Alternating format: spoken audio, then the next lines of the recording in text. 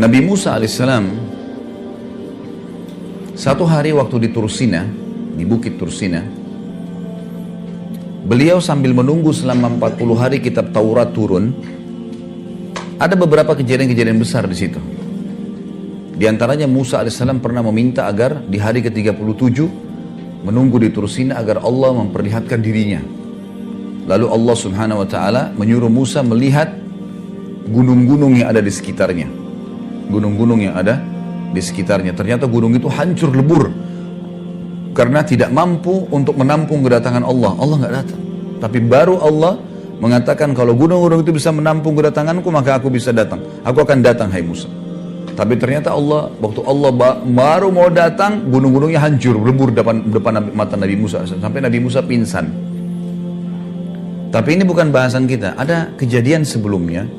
Musa alaihissalam sempat mengatakan, ya Allah, aku ingin sekali melihat keadilanmu.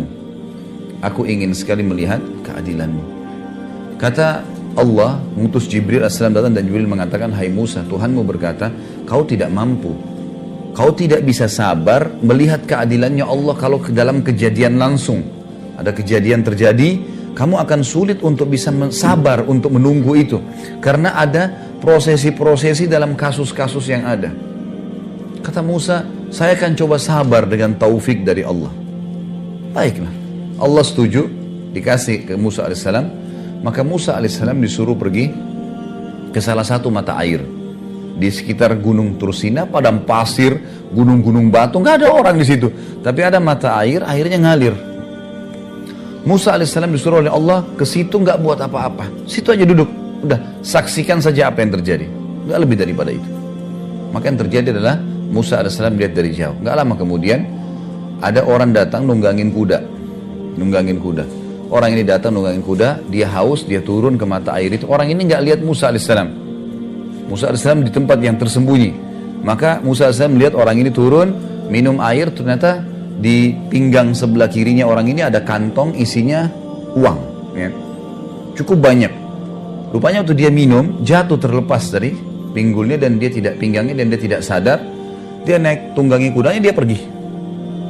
Ini orang yang pertama, Musa saksikan alaihissalam. Yang kedua, orang yang kedua datang anak kecil. Belum balik, umur 9-10 tahun datang, minum air di situ. Dia lihat ada kantong duit, dia ambil sama anak itu kecil pergi. Baik. Musa alaihissalam lihat. Sudah selesai, datang orang ketiga. Orang buta, matanya sudah tua.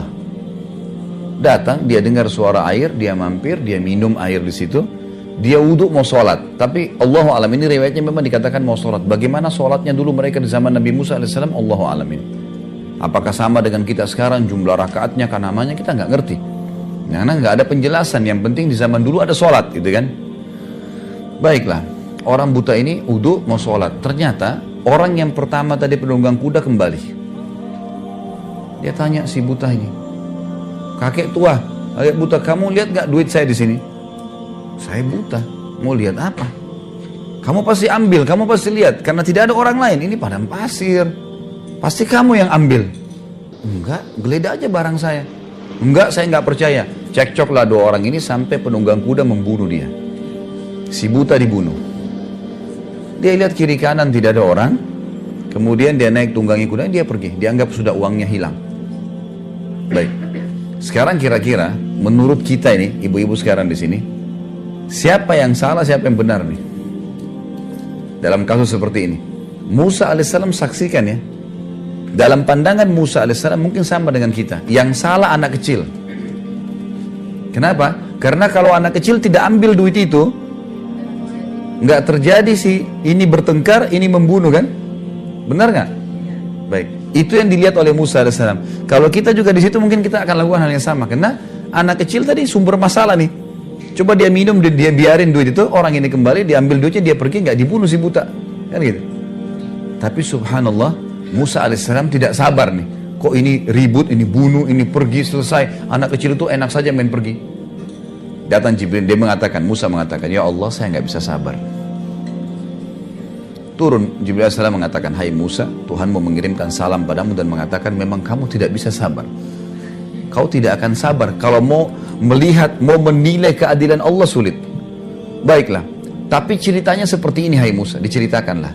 Yang benar dari 3 orang itu, si anak kecil. Justru yang dianggap Musa salah, itu yang benar. Gimana ceritanya, kata Musa alaihissalam? Kata Jibril alaihissalam, kita bicara sekarang tentang ayahnya si anak. Anak ini kecil, ini rupanya punya ayah. Ayahnya mati dibunuh oleh orang. Ayahnya sebelum dibunuh oleh orang, dia pernah menjadi pegawainya penunggang kuda itu. Dan penunggang kuda itu pernah tidak memberikan gaji ayahnya si anak. Dan subhanallah, sebentar. Jumlah uang yang dia tidak kasih, sejumlah yang ada di kantong itu. Jadi penunggang kuda tidak pernah berpikir sebelumnya, kenapa dia meletakkan uang sejumlah itu. Dia tidak pernah berpikir mampir di mata air itu minum dan jatuh duitnya. Dia nggak pernah berpikir. Dia tidak bertemu sama si anak kecil dan tidak tahu kalau ini anaknya dulu pegawai dia tidak kasih gaji. Dia tidak pernah kenal anak kecil ini, ambil pergi. Anak ini juga belum balik. Nggak ada hukum syar'i pada dia. Maka kata Jibril alaihissalam, karena ayahnya si anak itu terzalimi oleh si penunggang kuda, maka Allah dengan keadilannya memberikan haknya orang yang terbunuh, ya si ayahnya si anak ini, kepada ahli warisnya. Walaupun sudah mati kembali kepada dia. Kata Musa alaihissalam, lalu bagaimana dengan orang tua yang buta? Kata Jibril alaihissalam, ayahnya si anak ini sebelum meninggal dibunuh orang, dan yang membunuh si buta itu. Sehingga, sebentar, tidak usah dibayangkan ibu-ibu di sini. Biasa ibu-ibu gitu pakai perasaan. Kita kalau cerita dibayangkan. Dengar saja, ambil pelajaran. Ambil pelajaran. Sudah, sebentar, jangan diputus dulu. Sekarang lihat bagaimana keadilannya Allah. Ayah si fulan yang tadinya dia dizalimi, ayahnya si anak, Allah kembalikan haknya kepada ahli warisnya dari orang yang menzaliminya, dan orang yang membunuhnya dibunuh oleh orang zalim. Langsung Musa alaihissalam mengatakan, luar biasa keadilan Allah. Gimana kita manusia? Ini baru satu kasus ya. Berapa banyak kasus di muka bumi ini? Kasusnya manusia beda, kasusnya jin beda, kasusnya hewan beda, yang sampai pada hari kiamat, kata Ibnu Katsir rahimahullah, menukil sebuah riwayat, Allah dengan kemahaadilannya nanti hari kiamat akan menghakimi domba yang bertanduk kenapa menanduk hewan yang tidak bertanduk.